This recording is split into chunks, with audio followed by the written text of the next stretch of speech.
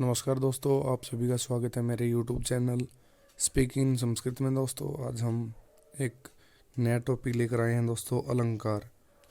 आज हम बात करेंगे दोस्तों अलंकार किसे कहते हैं, इसके कितने भेद हैं और उनकी परिभाषा के बारे में। दोस्तों आइए दोस्तों शुरू करते हैं। सबसे पहले देखते हैं कि अलंकार हम किसे कहते हैं। दोस्तों परिभाषा देखें। सबसे पहले जो शब्द और अर्थ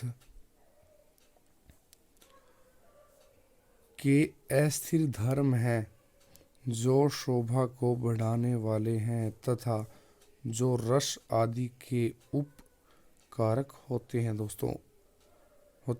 बावजूद के समान, वे अलंकार कहलाते हैं। दोस्तों ठीक है दोस्तों, हम सीधा सीधा यहाँ पर देखेंगे कि जो शब्द और अर्थ के अस्थिर धर्म हैं, जो शोभा को बढ़ाने वाले हैं तथा जो रस आदि के उपकारक होते हैं दोस्तों, उन्हें हम अलंकार कहते हैं। दोस्तों ठीक है। उसके बाद दोस्तों हम बात करेंगे कि संस्कृत में कारक के कितने भेद हैं। दोस्तों संस्कृत में मुख्य रूप से कारक के 3 भेद माने जाते हैं। दोस्तों पहला है हमारा शब्दालंकार, दूसरा है हमारा अर्थालंकार, तीसरा है हमारा उभयालंकार। ठीक है दोस्तों, उसके बाद हम बात करेंगे दोस्तों शब्दालंकार की। शब्दालंकार की क्या परिभाषा है। दोस्तों शब्दालंकार में हम देखेंगे दोस्तों,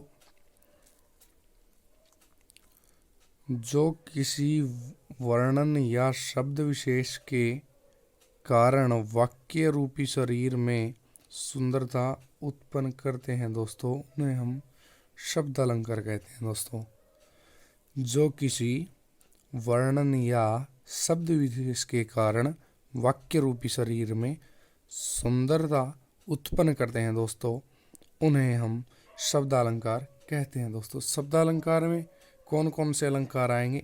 अनुप्रास, यमक, शब्दश्लेष। ठीक है दोस्तों, उसके बाद हम बात करते हैं अलंकार की दूसरे भेद की, अर्थालंकार की। जो अर्थ की सुंदरता में अभिवृद्धि करते हैं, वे अर्थ पर आश्रित होने के कारण अर्थालंकार कहलाते हैं। दोस्तों जैसे उपमा और एवं रूपक। जो अर्थ की समानता में अभिवृद्धि करते हैं, वे अर्थ पर आश्रित होने के कारण अर्थालंकार कहलाते हैं। दोस्तों इसमें हमारे आ जाएंगे उपमा एवं रूपक अलंकार। ठीक है दोस्तों, उसके बाद हम बात करते हैं तीसरे और अंतिम उभयालंकार की। जहाँ शब्द और अर्थ दोनों समान रूप से चमत्कारी हों, वहाँ उभयालंकार होता है। दोस्तों जैसे शब्दश्लेष तथा अर्थश्लेष। जहाँ शब्द और अर्थ दोनों समान रूप से चमत्कारी हों, वहाँ उभयालंकार होता है। इसमें शब्दश्लेष और अर्थश्लेष हमारा अलंकार आ जाते हैं। दोस्तों अब हम बात करेंगे शब्दालंकार के प्रथम उपभेद की, अनुप्रास अलंकार की। दोस्तों ठीक है, पहला हमारा अलंकार हो गया अनुप्रास। जहाँ स्वरों की असमानता होने पर भी शब्दों की समानता होती है, वहाँ अनुप्रास अलंकार होता है। दोस्तों देखिए यहाँ पर हम देखेंगे क क क क क क क की बार बार आवृत्ति हो रही है। आवृत्ति होने के कारण चमत्कार उत्पन्न हो रहा है, जिस कारण इसमें अनुप्रास अलंकार है। इसकी हम अधिकतर तौर पर हम ये परिभाषा भी यूज करते हैं, जहाँ स्वरों की बार बार असमानता होने पर शब्दों की पुनरावृत्ति हो, उन्हें हम अनुप्रास अलंकार कहते हैं। दोस्तों ठीक है दोस्तों, ये हमारा हो गया जहाँ स्वरों की असमानता होने पर भी शब्दों की समानता होती है, वहाँ अनुप्रास अलंकार होता है। दोस्तों ठीक है दोस्तों, उसके बाद हम देखते हैं यमक अलंकार की परिभाषा। दोस्तों यमक सार्थक होने पर स्वर व्यंजन समूह की भिन्न भिन्न अर्थों में उसी क्रम से जहाँ आवृत्ति होता है वहाँ यमक अलंकार होता है। दोस्तों, सार्थक होने पर स्वर व्यंजन समूह की भिन्न भिन्न अर्थों में उसी क्रम से जहाँ आवृत्ति होता है वहाँ यमक अलंकार होता है दोस्तों। ठीक है दोस्तों। नवपलाश पलाश वनम पुरः स्फुट परागः परागात् पंकजम मृदुलता न तलता न तम लोक्यत स सुरभिम सुम नोहरई। ठीक है दोस्तों, इसका एग्जाम्पल हो गया। उसके बाद हम बात करते हैं दोस्तों श्लेष अलंकार की। अनेक अर्थों के वाचक पदों द्वारा अनेक अर्थों का कथन होने पर श्लेष अलंकार होता है दोस्तों। इसके दो भेद हैं, शब्द श्लेष, अर्थ श्लेष। ठीक है दोस्तों। अनेक अर्थों के वाचक पदों द्वारा अनेक अर्थों का कथन होने पर वहां पर श्लेष अलंकार होगा दोस्तों। इसके हमारे दो भेद हैं दोस्तों, शब्द श्लेष और अर्थ श्लेष। तो हम बात करेंगे पहले शब्द श्लेष की। जब शब्दों में श्लेष होता है तो उसे हम शब्द श्लेष कहते हैं दोस्तों। जो श्लेष अर्थों में होता है दोस्तों उसे हम अर्थ श्लेष कहते हैं दोस्तों। जो शब्दों में श्लेष होगा उसे हम शब्द श्लेष कहेंगे और जो अर्थों में श्लेष होगा उसे हम अर्थ श्लेष कहेंगे दोस्तों। इसका एग्जाम्पल देखते हैं। प्रतिकूल तामुपगते ही वधो विफलत्वमेति बहु साधनता अवलंबनाय दिन भर्तुर भुन्न पतिष्यत कर सहस्रम। ठीक है दोस्तों, ये हमारा क्लियर हो गया। उसके बाद हम बात करते हैं उपमा अलंकार की दोस्तों। जहाँ उपमेय और उपमान में भिन्नता होते हुए भी समान धर्म के कारण तुलना की जाए वहाँ उपमा अलंकार होता है दोस्तों। ठीक है, ये इसका हम एग्जाम्पल देखेंगे। अक्षणात् प्रबोधमायति तमसांग्यते पुनः निर्वास्य प्रदीपस्य शिखैव जर्वो मति। ठीक है दोस्तों, ये हमारी उपमा जो अलंकार है उसकी परिभाषा होगी दोस्तों। ठीक है दोस्तों। अब हम बात करते हैं दोस्तों रूपक अलंकार की दोस्तों। जहां अत्यंत समानता प्रकट करने के लिए उपमेय में उपमान का आरोप किया जाता है दोस्तों, वहां रूपक अलंकार होता है। जहां अत्यंत समानता प्रकट करने के लिए उपमेय में उपमान का आरोप किया जाता है दोस्तों। क्या किया जाता है? आरोप किया जाता है, वहाँ रूपक अलंकार होता है। एग्जाम्पल देखेंगे। विद्यानाम नरस्य रूपम धिकम प्रछन्न गुप्तम धनम विद्या भोगकारी यशः सुखकारी विद्या गुरुणाम गुरु। ठीक है दोस्तों, ये हमारा रूपक अलंकार हो गया। उसके बाद हम बात करते हैं दोस्तों हमारे छठे उत्प्रेक्षा अलंकार की दोस्तों।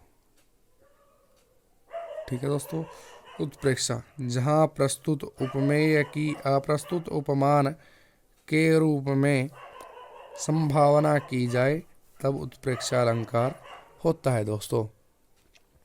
ठीक है दोस्तों, एग्जाम्पल देखेंगे।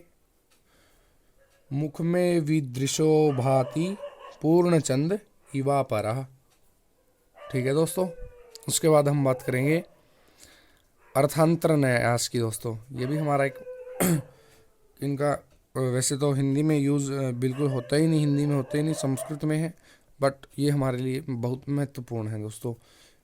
जहाँ किसी सामान्य या विशेष बात का समान धर्म वाले किसी अन्य सामान्य या विशेष उदाहरण से संवर्धन किया जाता है दोस्तों, वहाँ अर्थांतर न्यास होता है दोस्तों। ठीक है दोस्तों, जहाँ किसी सामान्य या विशेष बात का समान धर्म वाले किसी अन्य सामान्य या विशेष उदाहरण से समर्थन किया जाता है, वहाँ अर्थांतर न्यास होते हैं। इसका हम उदाहरण देखेंगे। हनुमान बधिम तरद दुष्करम किम महात्मनाम। उसके बाद हम बात करेंगे अतिशयोक्ति अलंकार की।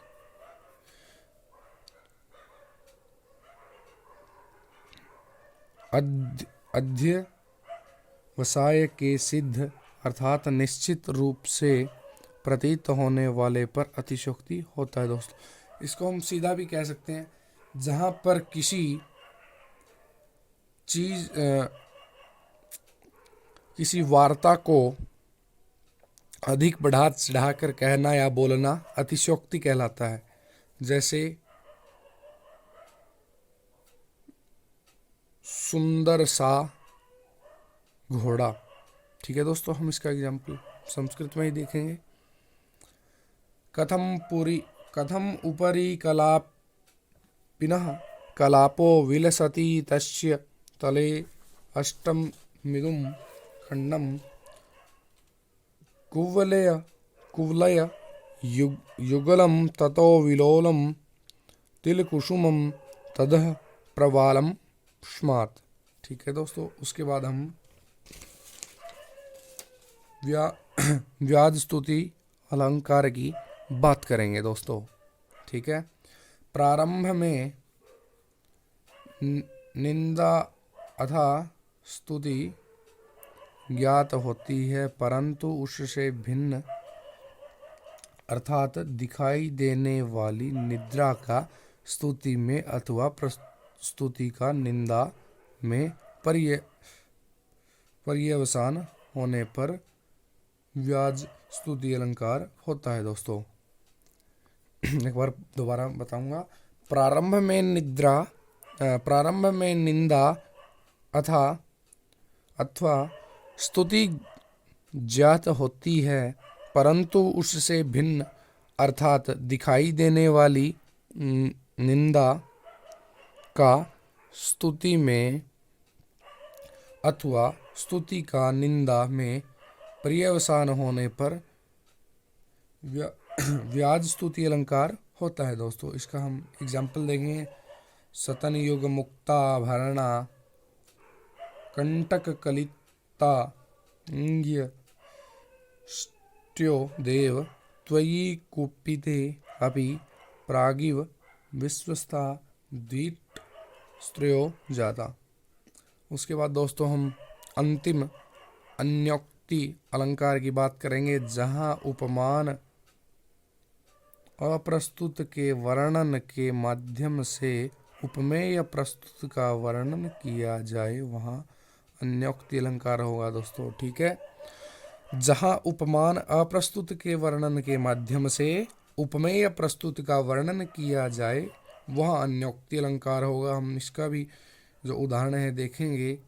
एक कुति स्कुनतेषु यो अन्यम यो अनयम सक्रानन यच्यते। दोस्तों, मेरी वीडियो देखने के लिए बहुत बहुत धन्यवाद। मैं आपसे निवेदन करूंगा, मुझे इनके उदाहरण आपको बताते हुए जो उच्चारण में गलती हुई है मुझे क्षमा करें, मैं कोई विद्वान नहीं हूँ। मेरी वीडियो देखने के लिए आपका बहुत बहुत धन्यवाद। मेरी वीडियो को ज़्यादा से ज़्यादा लाइक करें, शेयर करें और मेरे यूट्यूब चैनल को सब्सक्राइब करना ना भूलें। ज़्यादा से ज़्यादा मेरी वीडियो को शेयर करें ताकि सभी का जो ज्ञान है वो बढ़े और सभी का फ़ायदा हो। मेरी वीडियो देखने के लिए आपका बहुत बहुत धन्यवाद। आपका दिन शुभ हो। धन्यवाद।